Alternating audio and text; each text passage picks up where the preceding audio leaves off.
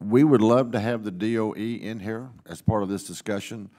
We'd love to have the Undersecretary for Science from the DOE, but we're waiting on him to get confirmed. So if we can make that happen, that would be helpful. I did note in the testimony today that the Atomic Energy Act, and this is for you, Mr. Neumann, when the DOE said that they didn't think that they wanted to take that purview, the Atomic Energy Act was of 1954. Did they cite reasons from the Atomic Energy Act, or do you remember why they turned it down? They did not cite that. We pointed that out in our response to them, that they do have these responsibilities. But well, I saw that. Of course, it is at this point 63 years old. So I guess the political question may be in part: do we need to revisit that act? Do we need to clarify what their role might be in this instance? The language is pretty plain in the Atomic Energy Act that they're responsible to lead, radiation research, given their which mission. Would include low dose. Right, which would include a range of. So, you can always have more specificity, but the language is pretty plain. Yeah. Okay. Dr. Woloschak, you said that low dose radiation could boost the immune response. There are certainly some studies that have demonstrated that in the literature, and it looks to be that that's true. Okay. The problem is it may also cause cancer, and so do you want to tell somebody to go sit in a radioactive spa and enjoy it and right. get a boost to your immune system if at the same time they're at risk for cancer?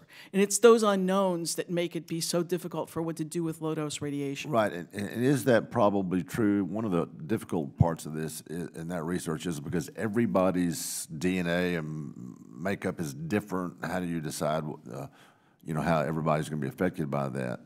Is there a time in a person's life, generally speaking, in an age, I think some of the testimony, I don't remember if you or Dr. Brink said cells repair themselves. I think it was yours. Oh, cells always repair themselves. Right. So the question is, how much can they repair? But if they repair themselves inappropriately, I forget the terminology, then there's I guess they mutate and they create a problem in that regard. Is there an age? I mean, do you find that when the person gets older, midlife, is it 50? Is it 30 years old, 50 years old, 80 years old, or no? Do you have that research? There's a lot of work that says that as people get older, their repair capacity decreases. Well, I know that's true.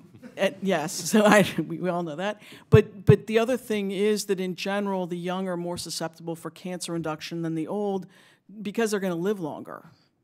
Okay. And then, Dr. Brink, you brought up a new term for me. You said the idea of the beneficial low dose is called the hormetic effect. Yes. Spell that. Hormetic. Okay. Would you elaborate on that, please? It's a theory that I think was being alluded to earlier, which is that that low dose radiation could in fact be beneficial, either through stimulating the immune system or what have you. And it's very much a theory at this point. So how did it come about? How long has it been around?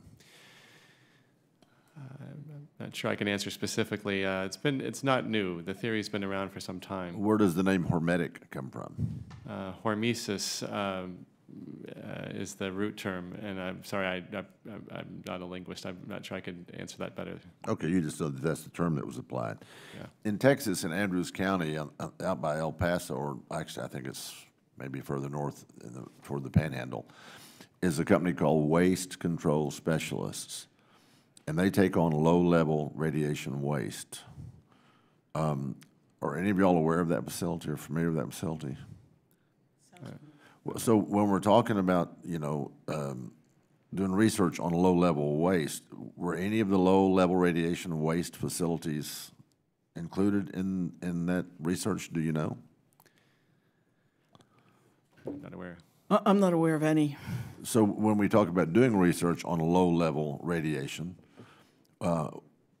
and maybe this is for you, Mr. Neumann, why wouldn't it be that the DOE or anybody that was involved prior to 2012 when the funding was starting to be diminished, why wouldn't they have included those facilities? Any idea?